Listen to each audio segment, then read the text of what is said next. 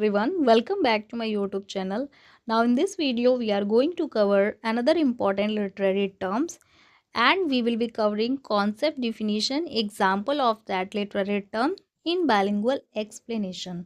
In our last video we have covered many important literary terms, so just go to watch that video and start करते हैं हम अपने important literary terms के साथ। तो video को एंड तक ज़रूर देखिए। एसोनेंस ये क्या होता है? एसोनेंस को कहते हैं रिपीटिशन ऑफ वॉवल साउंड्स।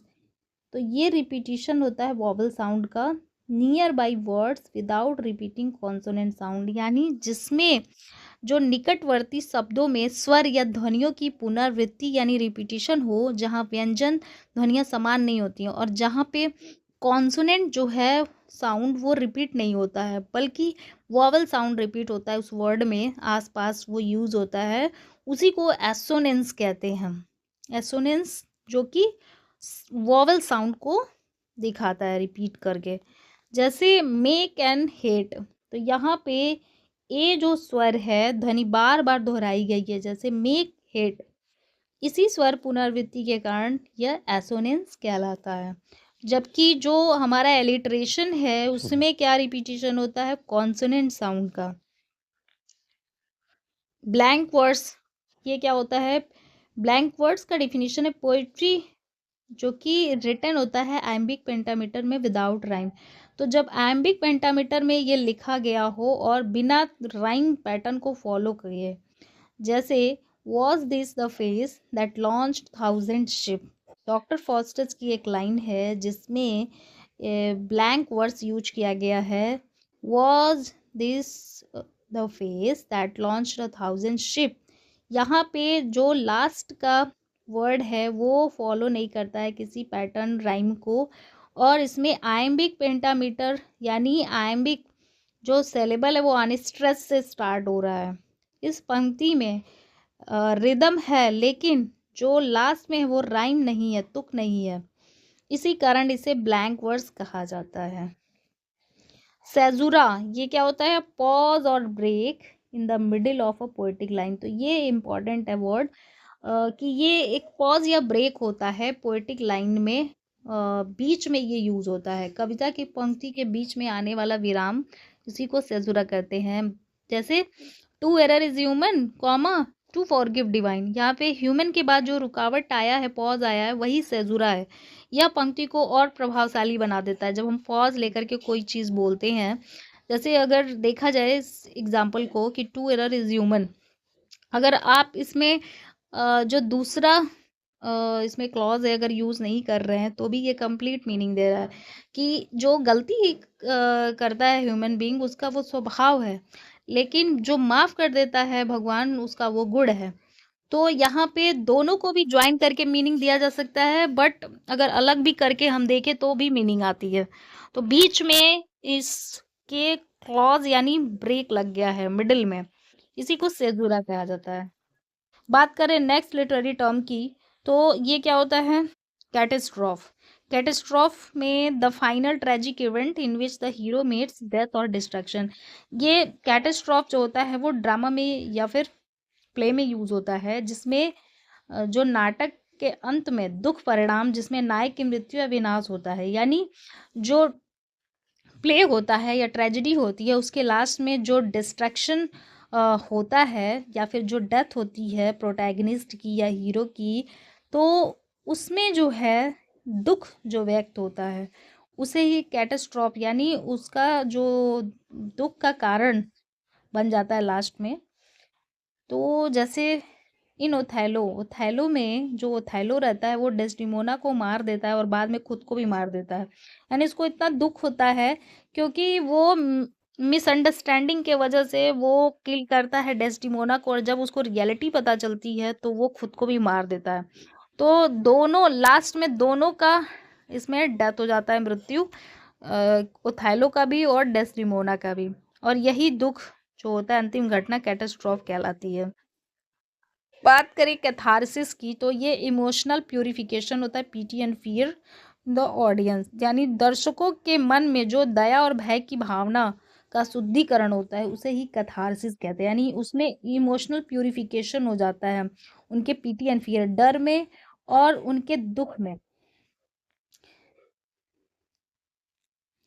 तो बात करें, after watching a tragedy the audience feels emotional relief. जब ऑडियंस और कोई ट्रेजेडी देखता है तो उसके बाद जो उसके अंदर वो ट्रेजेडी में जो उसने फियर को देखा है या दुख को देखा है और उसके बाद जो उसका इमोशनल रिलीफ निकल के आता है उसी को प्योरिफिकेशन कहते हैं, जो कि कथारसिस का फॉर्म है। दर्शक पहले दुख और भय महसूस करेंगे, फिर अंत में मानसिक शांति पाते हैं। इसी भावनात्मक शुद्धि को ही कैथारसिस कहते हैं। नेक्स्ट लिटरेरी टर्म है केओसमस। केओसमस क्या होता है? Reversal of the order of words in successive clause. ये इंपॉर्टेंट टर्म है कि जिसमें जो है जो शब्द होते हैं, जो शब्द का ऑर्डर होता है उसका रिवर्सल हो जाता है। एंड शब्दों या वाक्यांशों के क्रम को हम उलट कर प्रयोग करते हैं, जैसे ब्यूटीज ट्रुथ, ट्रुथ ब्यूटी। तो यहाँ पे जो ब्यूटी है, ब्यूटी को ही ट्रुथ बोला है, फिर ट्रुथ को ही ब्यूटी कहा गया, तो शब्दों का उल्टा क्रम को ही केओसमस कहते हैं। कोरस, कोरस क्या होता है? ग्रीक नाटक में जो कलाकारों का समूह होता है जो घटनाओं पर टिप्पणी करते हैं, यानी जो कोरस होते हैं वो ग्रुप ऑफ परफॉर्मर्स होते हैं। ग्रीक ड्रामा में यूज किया जाता था, वहीं से स्टार्ट हुआ है, जो कि कमेंट करते हैं जो एक्शन या प्ले होता है।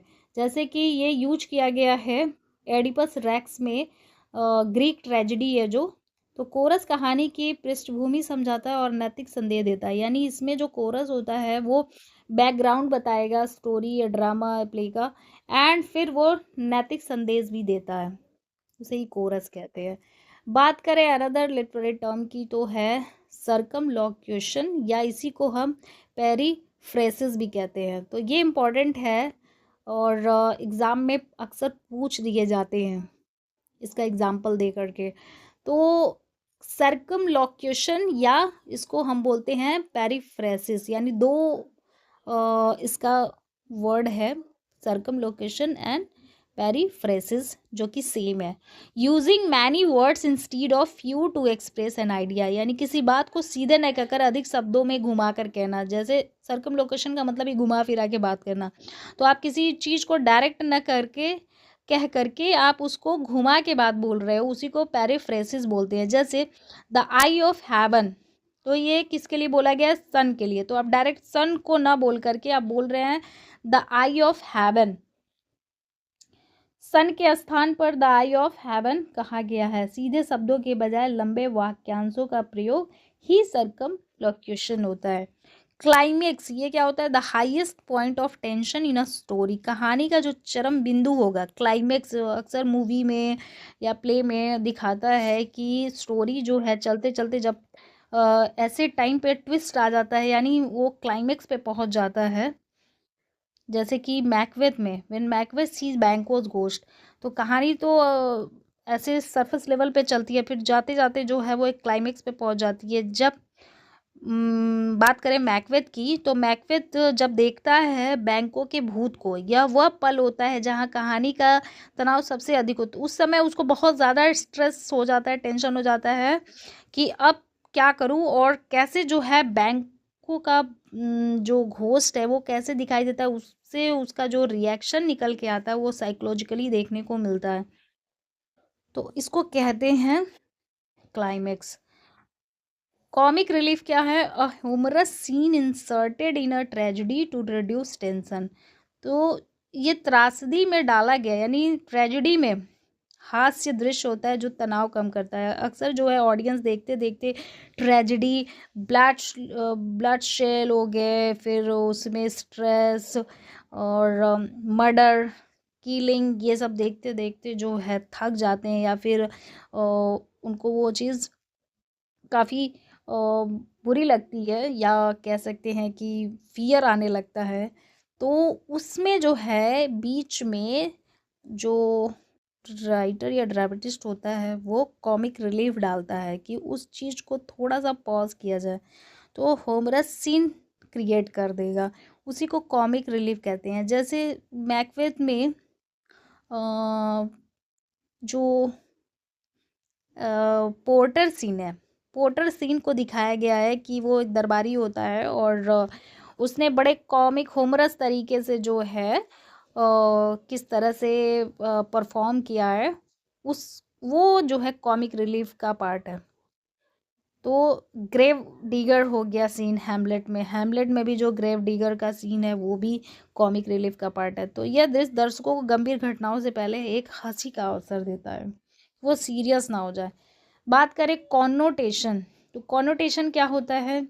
ये इमोशनल मीनिंग देता है किसी वर्ड का। तो शब्द का भावार्थ अर्थ देना, उसको ही कॉनोटेशन कहते हैं। फॉर एग्जाम्पल होम की बात करें तो होम का तो लिटरल मीनिंग अलग होता है, लेक्सिकल मीनिंग, बट अगर हम इसको इमोशनल मीनिंग के तरीके से देखें तो होम घर का मतलब होता है कि जहाँ पे प्यार हो, जहाँ सेफ्टी हो, जहाँ कंफर्ट आराम हो, यानी प्रेम और सुरक्षा के भाव व्यक्त करते हो, उसी को हम होम कहते हैं।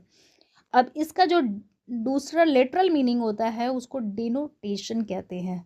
The literal dictionary meaning of word, यानी जो वर्ड जो शब्द होता है उसका जो शाब्दिक अर्थ दिया होता है शब्दकोश में, उसको हम डिनोटेशन कहते हैं। फॉर एग्जाम्पल बर्ड, बर्ड को हम विंग्ड एनिमल कहते हैं कि पक्षी वो होते हैं जिनके पंख होते हैं, जो उड़ते हैं, वो जानवर विंग्ड वाले। यह शब्द का सीधा और वास्तविक अर्थ होता है, उसी को ही लेक्सिकल या डिनोटेशन वो वर्ड कहते हैं। Dramatic irony, when the audience knows something that the character does not. तो यहाँ पे जो ऑडियंस है वो जानता है कि जो कैरेक्टर है वो है नहीं। जब दर्शक सत्य जानते हैं लेकिन पात्र नहीं जानते हैं, यानी ऑडियंस जानता है लेकिन जो कैरेक्टर है वो नहीं जानता है। फॉर एग्जाम्पल मैकबेथ में डंकन को ये ट्रस्ट विश्वास होता है कि मैकबेथ जो है वो बहुत ट्रस्ट वर्दी है, और ऑडियंस को ये पता है कि एक दिन जो है मैकबेथ ही डंकन को मारेगा, यानी वही जो है उसके ट्रस्ट को तोड़ेगा। तो दर्शक को पता है कि मैकबेथ धोखा देगा लेकिन डंकन नहीं जानता। यही ड्रामेटिक आयरनी है। So that's all about from my side. Thanks for watching this video. In our next video we will be covering another important literary terms.